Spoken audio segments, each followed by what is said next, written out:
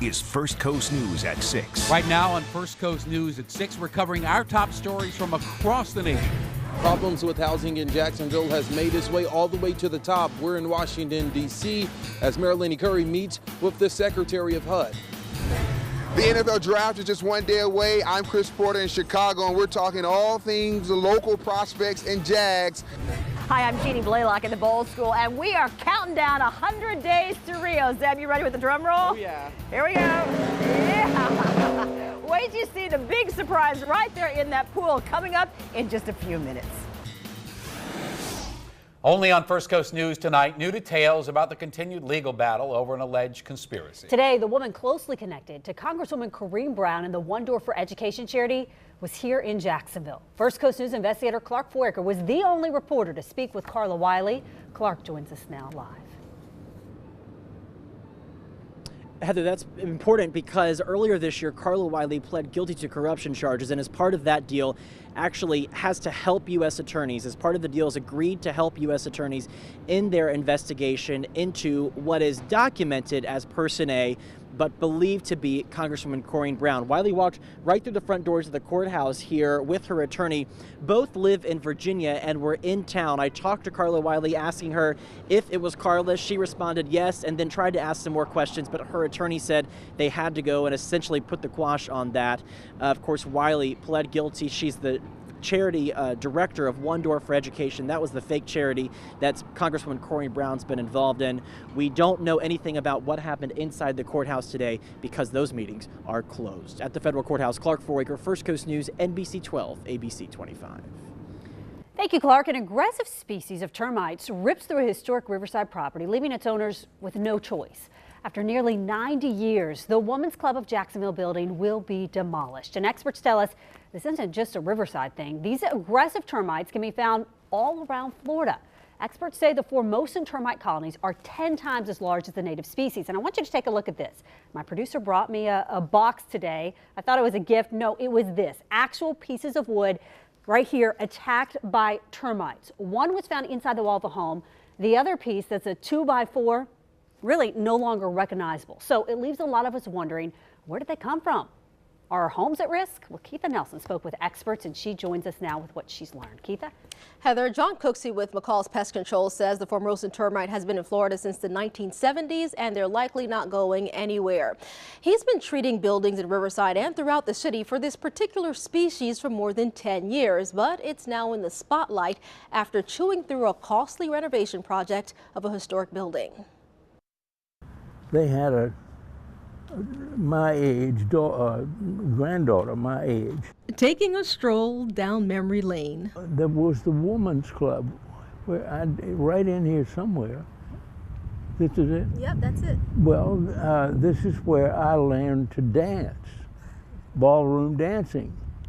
And jitterbugging, and you know. Delavan Baldwin doesn't do much dancing nowadays, but he remains fond of a building constructed the same year he was born, 89 years ago in 1927. This is where the Cummers lived, and I used to date one of their granddaughters. Located next door to the Cummer Museum, there's a building he feels connected to. It's now infested with Formosan termites swarming inside. They've actually run all the way up into the rafters of the building, which is ultimately a 3-story building, and eaten much of that away. Hope McMath and her team at the Cummer Museum made the difficult decision to tear down the structure after pouring in $7 million in renovations. Not only have they already done a lot of damage, but this wood also cannot be treated with chemical.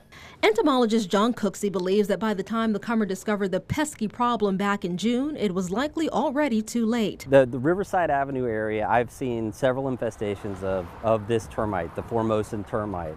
And in most of the cases we've caught early and they haven't done that much damage. But if you let something like that go, that's what's going to happen. A costly problem beyond repair.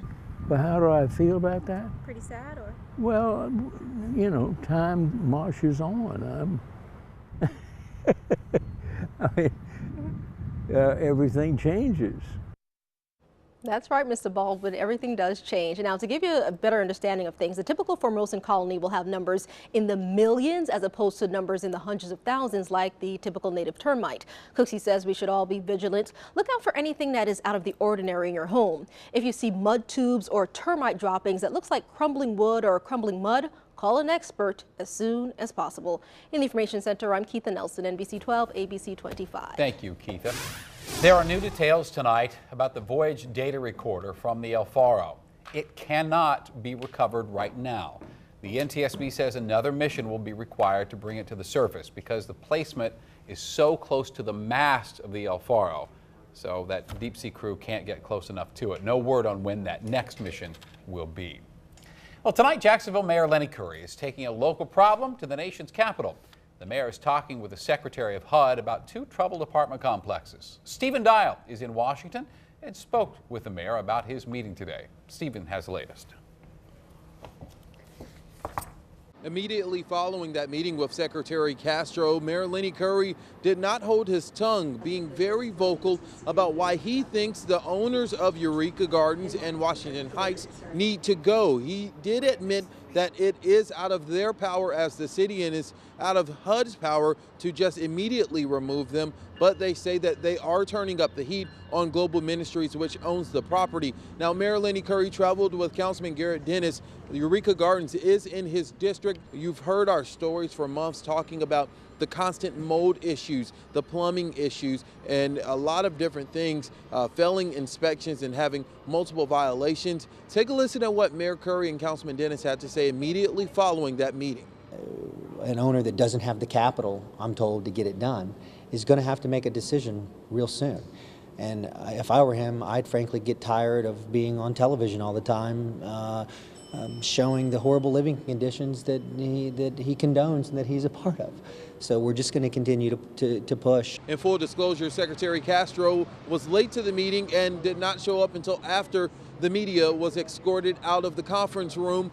We did speak with a higher up in the Castro administration here with HUD, and she believes that Global Ministries should also release their ownership of the two properties. We believe that what is in the best interest of the tenants is that we get new ownership that can recapitalize the assets, put money into them, bring them up, and better serve the mission of HUD. Mayor Lenny Curry admitting that this will be a lengthy process. He says that he is happy today to know that they have a friend in HUD and making sure that the residents of Eureka Gardens and Washington Heights will soon have a better place to live. In Washington, D.C., Stephen Dial, First Coast News, NBC 12, ABC 25.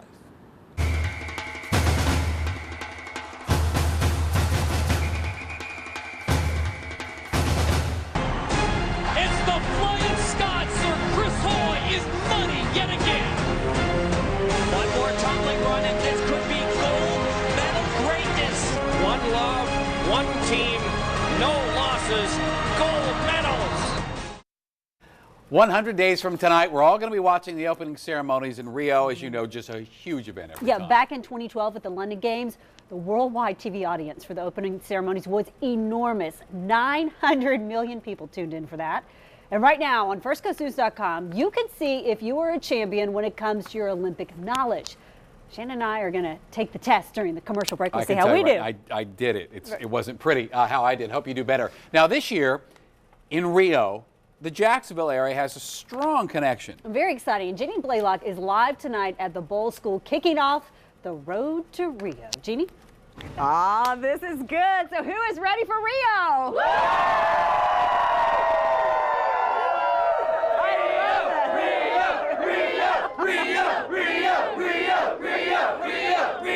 That's great, guys. Wow, I would say they are fired up. We are celebrating tonight. That's really good. Love those Olympic rings. In fact, we have a camera mounted way up there on this roof because in just about 10 or 12 minutes, you're going to see a big splash, a big surprise to kick off 100 days out from Rio. But we're here at Bowls because you guys know this.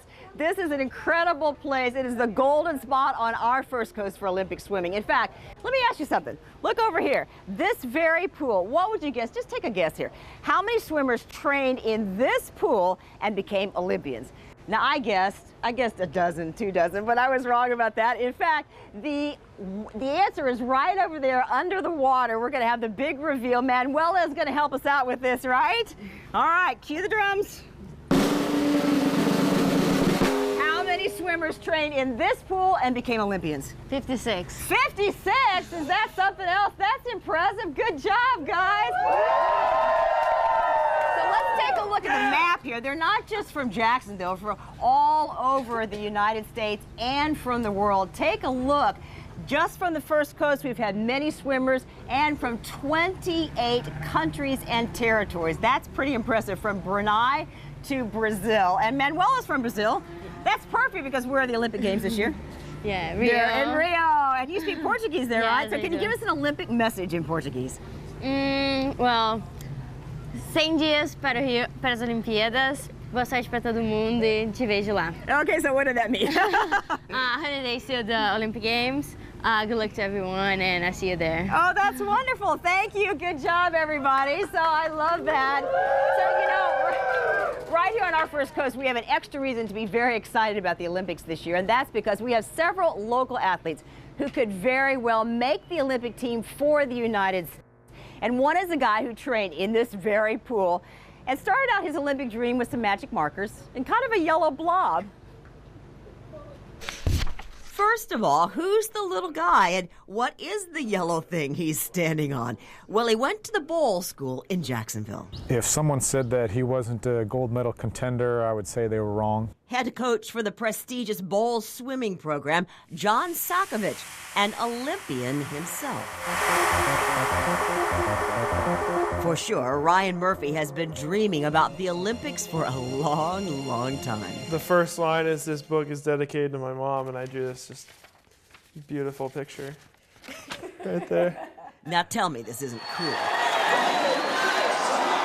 He just crushed it at the NCAAs to become the fastest human being in American history in the 100 and 200-yard backstroke, and he talks about his mom. I love my mom, but I think I was kind of a mama's boy growing up. At the beginning, he didn't want to practice. He wanted to sit on mommy's lap. But Ryan's parents saw that change. And then it was the day when they were choosing the relay for 6 and under. Never forget this moment. And he hopped right off my lap. He went right up there, and he moved his feet like I've never seen all the way across the pool. And by George, he not only made the relay team, I think he was the second fastest. And by age 7, he was dreaming Olympics. And this is proof, the book. When I found that, I was like, oh my gosh. And then the last page is, "I hope my swimming life continues and I become an Olympian when I grow up." So they're pretty lofty goals. I don't know if I'll ever be able to achieve all that, but it's good to shoot high.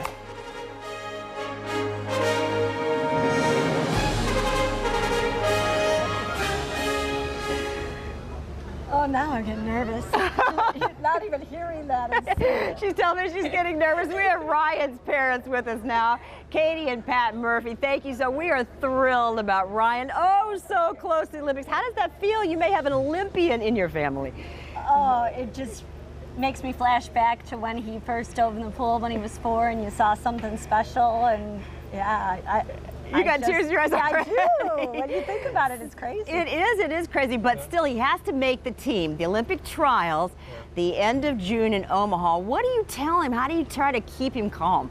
He's in a great place right now. We just actually saw him last weekend at Berkeley, and you know, he's training really well, health-wise very good. He's very, you know, I think he's very confident going in. He's had the best training coming out of bowls. You know, just the experience here and going into Cal, I think he's ready. Oh, we sure hope so. Well, we want you to know the whole First Coast is cheering him on, and also Caleb Dressel we met at 5:30 tonight. It's very exciting on this road to Rio. Good luck to both of you. We're going to be following you. Thank you. So we're going to take a quick break, and then when we come back, the big surprise in the pool. The NFL draft is tomorrow. We're excited because there are 2 top names coming from our First Coast. Chris Porter is in Chicago. He has an hour-long special planned for you later tonight, and he joins us live from the Windy City to talk all things football. Hey, Chris. Hey, Heather, you know, we're a little bit more than 24 hours away from the 2016 NFL Draft kicking off here in Chicago. The best of the best prospects available are in the Windy City. Now, whether you're talking football, finances, relationships, or even about the people in your town, the best place to go for some goosey gossip is a local barbershop. So on the eve of the draft, we're taking you to a local barbershop in Lake City to talk what else? Laremy Tunsil, NFL Draft, and how the city has played a major role in this whole draft process for decades. When it comes to putting players in the NFL, the folks in Lake City know a little something about that. I could drop a couple of names. Colt, you know, first East, representing 96, Brian Allen. And also we have Yatir Green. And we can't forget Timmy Jernigan. Don't forget Timmy Jerome Carter. And considering all the players the city has put in the league, it surprises these fellas that on the eve of the 2016 NFL Draft, some around the country claim they've never heard of the city. They should know by now. I mean, they should by now, right? How many more we got to put out? But that isn't the only thing creating a buzz here at Jazzy's Cuts. They're also talking about their very own Laremy Tunsil. We just looking for him to go high in the draft and represent Lake City. I think he'll go top 5. You think he'll be top 5? Hopefully end up in Jacksonville, maybe around 4 or 5. He'll be a hard-working young man. You know, it's like a brick wall, the moving brick wall. You can't get past him. These fellows know they've been following Tunsil since middle school. The kids come through here, they always invite us to come out and watch them. So as we go out and watch them play, also, you know, of course, we'll observe him too. He just always was a big physical athlete. So he just looked like that, you know, you see that special athlete, and you just see that in him. So what I like most about him is he's humble, because most of them, you know, they come out of high school superstars and kind of let it get to their head, but he was real humble through his whole process. So a process that will culminate in Chicago Thursday night. When somebody out of your community elevate to that level, then it's only right to, you know, kind of honor them and support them.